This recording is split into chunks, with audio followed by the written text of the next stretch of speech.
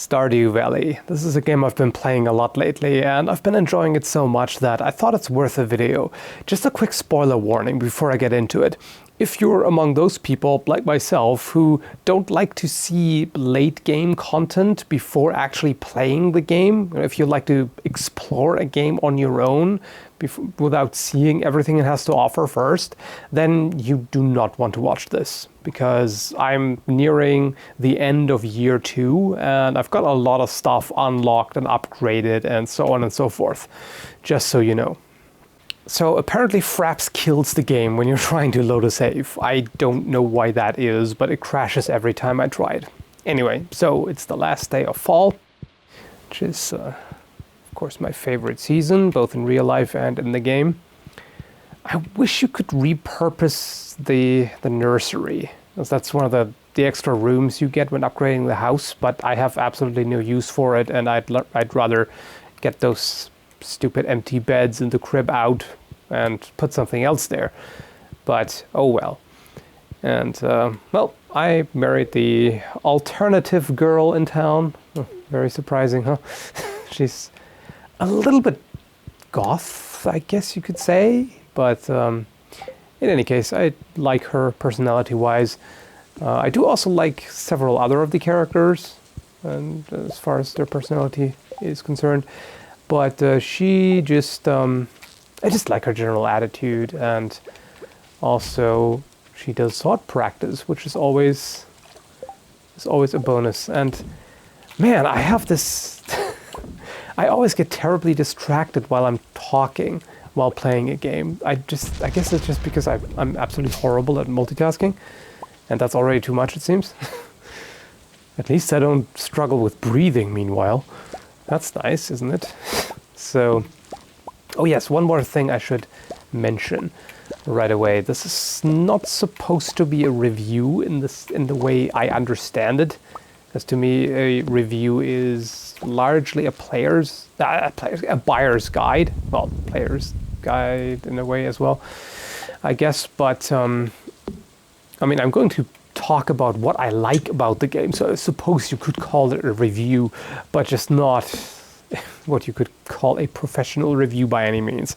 I'm not going to go into detail about, you know, graphics, controls, sound, all of that. I'm going to make a few comments about that, but not too much, just so you don't get your expectations too high, so to speak. Oh yes, and I should also actually take my horse, because it's convenient.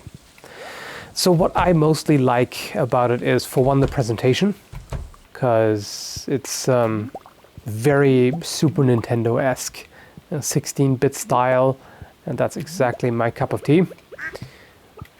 Here's my animals. Are you all doing well? Let's see, a duck.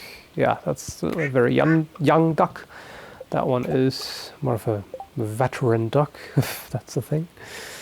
I will make some cherry wine, I guess. In these kegs, it could be either wine or juice, but I think in that case it's cherry wine. And I like these void chickens. They are badass. Like, look at the fuckers. Actually, I can even zoom in. Let me do that real quick here, so you can get a better look at the chickens of doom. Well, they look all adorable and everything while they're just sitting around, but then they have the red glowing eyes and the angry eyebrows. It's just, I love those things. They are awesome. Yep, here's my bunnies. Yes, I've been trying to be somewhat creative with the names, as you can probably see. See, get the zoom back to 100%, because I do like 100%.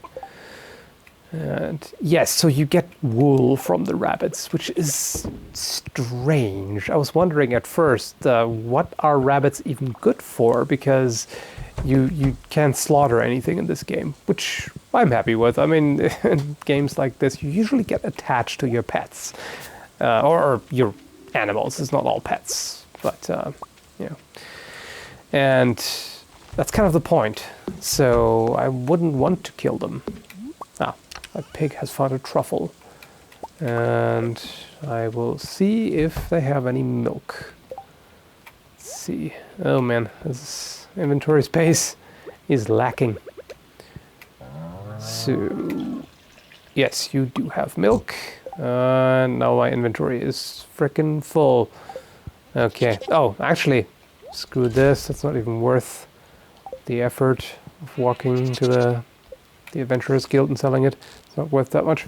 Hey, are you trying to escape? Are you trying to escape the milking? Okay, never mind. Yes, and you are also doing well.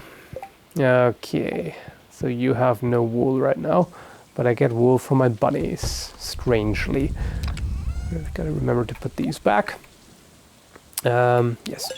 So there's a lot of attention to detail in this game, and what I find amazing about this is that it's one guy who made this, the entire thing, which that always really impresses me because I know that it's hard to be a competent jack of all trades.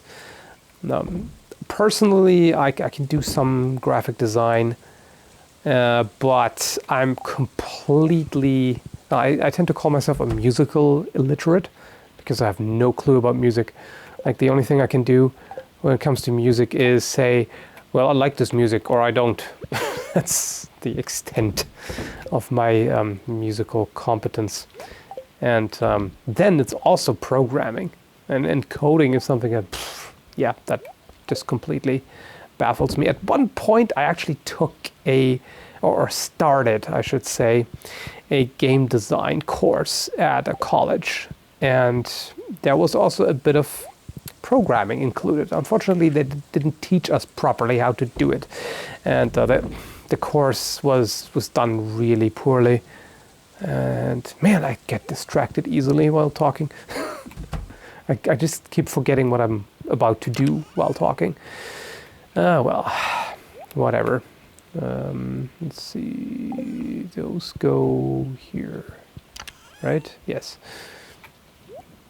Oh, and by the way, I'm actually playing this with a controller, for the additional retro experience. Even though, of course, it's Super Nintendo times, you didn't have analog sticks, which I'm using right now to use a cursor. Of course, you can say that the mouse is far more efficient at this, but I very much like to play it this way for the full Harvest Moon experience. Oh yeah, that's what I was wanting to get right now. Get some more fertilizer, put that in there, and then. Did I forget anything? I don't think so. Oh yes, there is another artichoke to harvest, and down there we've got a bit of pine tar. Okay, so everything else seems in order. There's the greenhouse, which I unlocked in time for winter to be able to grow crops inside. Okay, sell those two. And then I'm actually going to, well, let's go to town first. And then I'm going to take a trip to the desert to do a bit of fighting, so you see that as well. So there is a number of characters here you can interact with. Quite a few are eligible for marriage. And the way you get the relationship rating up is you just keep giving them gifts. Because that's how we do it in life. You just bribe the fuck out of your friends to make them like you. And if you're poor, then they will just not like you anymore, which is sad. Anyway, so aside from this very materialistic capitalist view of human interaction, it's, I mean, how else are you supposed to do it in the game? I mean, there are, of course, other ways with dialogue options and everything, but this is a simple way to do it. And when you get them to a certain friendship level, there will be events triggered occasionally where you hang out with them. Like, for example, with the one guy, you can hang out in the saloon and get shit-faced, which I didn't actually expect with those two. But... or there is there's a kind of a hermit guy living outside of town in a tent, and on one occasion you run into him, and actually, that's spoilers again, isn't it? I shouldn't really be talking about it. Oh wait, I don't think I have donated this stuff to the museum yet. So minerals and gems and artifacts you can donate to the museum. And let's see, where should I put that? Let's say here. Oh yes, and there's a reward. What is it this time? Okay, that's pretty good actually. Crystallarium. So that little machine you can throw a gem into, and then it will keep growing more gems of that type, which is pretty awesome. I'm using that to get diamonds, which of course are pretty rare and valuable. And check the trap here. And then I should probably get going to the desert, because that usually takes a while. Yes. Let's see, what is Elliot doing? Oh, speaking of friendship event. That's actually quite a good moment. So again, this is a spoiler, of course. If you want to skip this, I will just post an annotation so you're able to. So he's playing the piano. He's an artist who's just living by himself at the, on the beach, because he's hoping that gives him more inspiration for his writing. And he has fabulous hair, as you can see. Let's see. Let's be nice to him. He is very humble, which is nice. Okay, something bothering him apparently. Now last time it seemed to be going pretty well.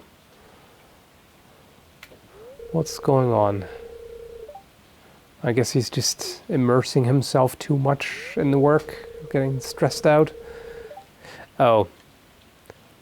Well, he had a reading at the library, so I was hoping that maybe that would get enough people to buy his book.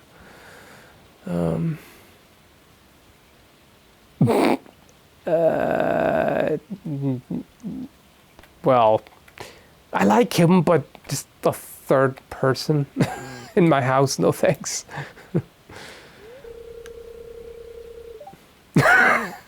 Don't worry about it, dude. It's alright.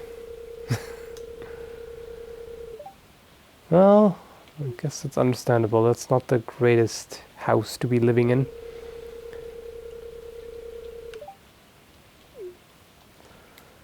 Well, maybe you just need enough money to upgrade your house. How about that? Okay, let's get moving here. And there is a lot to do in this game. I mean, a crap load of things. There's so many things you can unlock. Getting, planting all the different crops, that's one thing, but getting all the different animals, you have to upgrade, first have the coop and the barn built, and then have it upgraded, and manage resources, obviously, and then you have to, well, you don't have to do much. It just depends on how much you want to do. And in fact, at this point, I've run into the issue of having to consider how much do I really want? Because you don't really want to keep buying new animals, for example, because you're gonna spend a lot of time petting them, feeding them, otherwise taking care of them. What did I want to do? Yes, I wanted to put that there, and the coal. Yeah, the coal I have here. So it can get a little demanding, taking care of all the things. Fortunately, there are these things down here are sprinklers, so the watering is all automated. On a day like this, of course, it doesn't matter, but it's nice. Yeah, let's Go to the desert, where it won't rain. It never rains there. It's especially amusing during winter when you have snow everywhere and you're just like, nope, screw this, don't want to snow anymore. I'm just going to take a bus trip to this desert where there's no snow at all. Convenient. But then again, you get from too cold to too hot, so who wants that? Yes, remember how I said this is not a review? You can clearly tell because I'm just rambling my ass off here without really telling you much of value. But it's really... I just wanted to show you the game and just do another one of those gameplay videos. If you're watching those and you know what to expect anyway, and you know it's a ramble fest no matter what. And, well, that it is. So let's go kill some shit, shall we? Unlocking this also takes quite a while. Access to the desert. And, yeah, there's plenty of time to spend on this. Funnily enough, it's official. I have the I looked it up on Steam, and I have officially spent more time on this game than Fallout 4. But Fallout 4 didn't really captivate me as much as I thought it would anyway. So it seems a little strange maybe in some ways, but oh well. I'm not trying to say that Stardew Valley is better than Fallout 4 objectively. I'm just saying that I have simply been more captivated by this one here. And this may very well be largely nostalgia, but it's also just that the game does such a good job of keeping you interested. Because there's always more to do, like I said. There's always something else to try out and some other thing to unlock and upgrade and, all the things. It's just a lot of stuff to do, which is nice. And it does it in... Whoop, couldn't turn there for a moment for some reason. It does it at a really good pace. So, yeah. It does a lot of things right. Also, the music is really good. It very much adds to the atmosphere. There's some coal. Excellent. No, I did not want to try to hit the slime with a cactus fruit. I don't think that would work very well. It would be hilarious to try, but not very effective, I would think. And the game is very easy overall. I mean, in order to fail here in the there's also a mine near town, and in order to get knocked out there, you have to pretty much deliberately try. This one here can get a bit more dangerous if you're not watching out. But overall, it's pretty easy. But it does punish failure in here, because if you get knocked out, if your health reaches 0, then somebody finds you and drags you out, so you don't actually die, but you lose a lot of stuff. What was that? I think you lose like 14 items. I lost once, I think, if I remember correctly. A lot of items out of your inventory, and you also lose some progress, like pretty much everything you've done. So, because the character says they have amnesia afterwards, so it's definitely punishing in that regard. Let's see here. And I don't think there's any way to actually permanently kill the mummies. Don't think you can burn them or anything. They are just kind of a hassle. Let's see. And in order to go further down, you have to find the ladder, or in this case, a hole. But before I do that, I should eat something. Just wouldn't want to kill myself jumping down there. Well, knocking myself out, but still. And that should be fine. I have a lot of health now. Okay, what do we have here? Diamond. Those bugs are invincible for some reason.